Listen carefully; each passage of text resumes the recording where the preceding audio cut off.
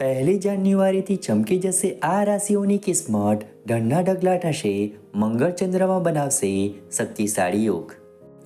વૈદિક જ્યોતિષશાસ્ત્ર અનુસાર નવા વર્ષમાં રાશિ પરિવર્તનની સાથે સાથે ઘણા ગ્રહો પોતાની શુભ નજર એક યા બીજી રાશિ પર પાડી રહ્યા છે, જેના કારણે કેટલાક શુભ અને અશુભ યોગ બની રહ્યા છે। ચંદ્રને સૌથી ઝડપી ગતિશીલ ગ્રહ માનવામાં આવે છે। આવી સ્થિતિમાં તે લગભગ 2.5 વર્ષ સુધી એક રાશિમાં રહે છે।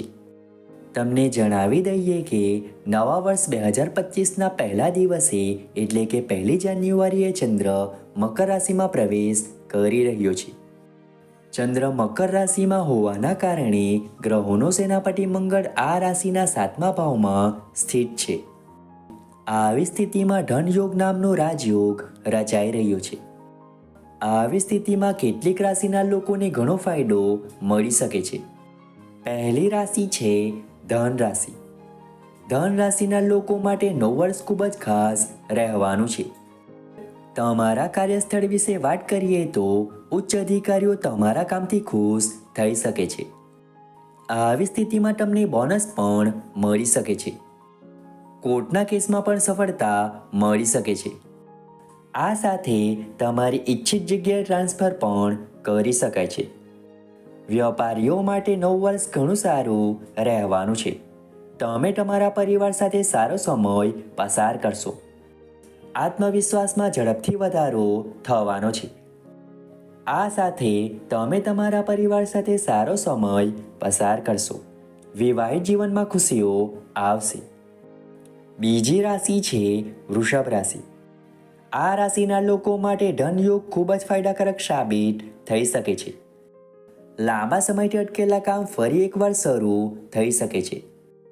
છેલ્લા કેટલાક સમયથી ચાલી રહેલી સમસ્યાઓનો હવે અંત આવી શકે છે।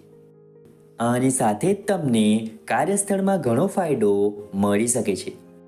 તમારા કામની પ્રશંસા થશે।